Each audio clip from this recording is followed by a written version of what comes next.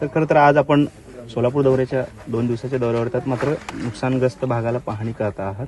काय एकंदरीत आपलं पाहणी आहे आणि काय सांगतो? मला ज्यावेळेला ही माहिती कळाली की परवाला अतिवृष्टी किंवा अवकाळी म्हणून आणि वारं ज्या पद्धतीने वाहिलं त्यामध्ये इथल्या बागेचं मोठं नुकसान झालं आणि फळपिकाचंही मोठं नुकसान झालं. तेव्हा मी म्हटलं जरा आपण इथे शेतकऱ्यांना भेटलं पाहिजे. झालेल्या नुकसानाच्या बद्दल शासकीय यंत्रणा जागृत करून पंचनामे करणं, शासनाच्या निर्णयाप्रमाणे आमच्या बागायतदाराला शेतकऱ्याला त्या ठिकाणी मदत मिळणं आणि त्याचं झालेलं नुकसान हे खूप मोठ्या प्रमाणात आहे. त्यामुळे सरकार दरबारी या सगळ्यातली माहिती सुद्धा देणं आणि शासन निर्णयामध्ये अजून काय मदत करता येऊ शकेल या सगळ्यासाठी मी स्वतः या बागेत आलो. आमचे 66 शेतकरी त्यांना भेटलोय आणि त्याचा बेदाणा जिथे सुकवला जातो त्या ठिकाणी सुद्धा मी भेट दिली आहे आणि कृषी मंत्र्यांना आणि मुख्यमंत्र्यांना याबद्दल मी अवगत करेन. खरं तर अवकाळी राज्यात वेगवेगळ्या ठिकाणी आहे. सोलापूर जिल्ह्यात देखील मोठा फटका बसतोय. या अनुषंगाने मदतीसाठी काय साधारणपणे प्रयत्न असणार आहेत आणि काय? मला आता प्रशासनातल्या अधिकाऱ्यांनी सांगितलं 400च्या वर शेतकऱ्यांचं नुकसान त्या ठिकाणी झालेलं आहे आणि हा अवकाळी आणि वादळी वाराच होता असं म्हणता येईल. कारण 30-40 मिनिटांमध्ये पूर्ण शेत झोपलंय, बाग झोपली आहे आणि त्या ठिकाणी असलेला पूर्ण माल जे आहे फळपीक आहे ते पूर्णपणे उद्ध्वस्त झालेलं आहे. आणि आपण बघितलं तर लक्षात असेल की एका विशिष्ट भागातच ते झालेलं आहे आणि त्यामुळे निसर्गाच्या या पद्धतीच्या एका अर्थाने झालेल्या नुकसानाबद्दल शासनाला विचार करावाच लागेल. शासन विचारही करेल आणि त्यामुळे जे की 400च्या वर शेतकरी सुद्धा असे आहेत त्याबद्दल आणि बागायतदार आमचे फळबागा जे आहेत त्याबद्दल शासनाने निर्णय करावा आणि जास्तीत जास्त जी मदत आहे ती करावी अशीच भूमिका आमची राहील. सर, हा भाग जो आहे उत्तर सोलापूर तालुक्यात एकदम कडेचा भाग आहे, म्हणजे एकदम शेवटच्या टोकाला असलेला आणि एकदम ड्राय एरिया, जिथं पाण्याचा कुठल्याही प्रकारचा सोर्स उपलब्ध नाही. अशाही परिस्थितीत लोकांनी काबाड कष्ट करून बागा किंवा इतर फळपिकं आहेत ती जगवलेली आहेत. कांद्याचा मोठा बेल्ट म्हणून हा भाग गणला जातो. कांद्याची तर दराची परिस्थिती यंदाच्या वर्षी अतिशय खराब आहे. त्यामुळं आपण शासनाचे एक प्रमुख घटक आहात.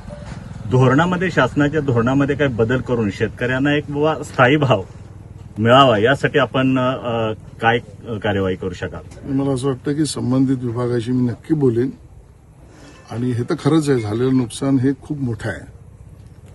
आताची परिस्थिती ज्या पद्धतीने प्रतिकूल परिस्थिती जगात सुद्धा आपण पाहतो आहोत त्या सगळ्यामध्ये आपल्या शेतकऱ्याच्या अशा निसर्गाच्या एका अर्थाने मी असं म्हणेन निसर्गाचा जो लहरीपणा आहे किंवा त्याच्यातनं आलेलं जे नुकसान आहे यात अजूनही शेतकरी आमचा प्रचंड मेहनत करून जे काम करतोय. जसं तुम्ही म्हणालात की या ठिकाणी पाण्याच्या किंवा सिंचनाच्या दुर्भिक्षाचा विषय असताना सुद्धा ज्या पद्धतीने हे फळबाग उभी केली आहे तर जास्तीत जास्त मदत कशी करता येईल याबद्दलच मी कृषी मंत्री आणि मुख्यमंत्र्यांशी बोलेन. सर, खरात प्रकरणामध्ये चाकणकरांनी आता राजीनामा दिलेला आहे. काय एकूणच आपल्या पक्षाची भूमिका? पोलीस आपलं काम करत आहेत, योग्य काम करत आहेत. पोलिसांना आपलं काम करू द्या. साहेब, दुसरीकडे साताऱ्यात काल राजकीय नाट्य पाहायला मिळालं की शंभूराज देसाई यांच्या हाताला मारहाण झाल्याचा आरोप त्यांनी केलेला आणि भाजपने पोलिसांना हाताशी धरून ही मारहाण केल्याचा आरोप त्यांनी केलेला गंभीर आरोप आहे. मी कोर्टात जाईन असं सुद्धा शंभूराज देसाईंनी म्हटलेलं आहे. मला याची पूर्ण माहिती नाही, माहिती घेऊन मी बोलेन. एखाद्या मंत्र्यावरती पोलिसांकडून मारहाण होते असा त्यांचा आरोप आहे. पालकमंत्री असताना देखील त्यांना त्या शहरात मारहाण झालेली आहे. मला याची खरंच पूर्ण माहिती नाही आहे आणि जे काय त्याच्यावरचा निर्णय मुख्यमंत्री महोदय मंत्र्यांशी बोलून करतील.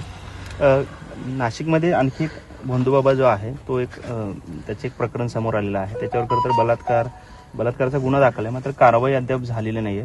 तर अशा संदर्भात काही कारवाई शासनाकडून होईल का?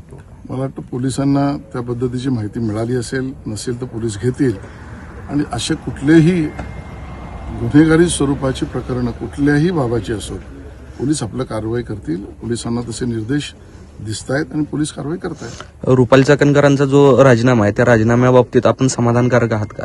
मला वाटतं पोलिसांना आपलं काम करू द्या आणि रुपाली त्यांना जी भूमिका मांडायची ती रुपाली त्यांनी मांडली.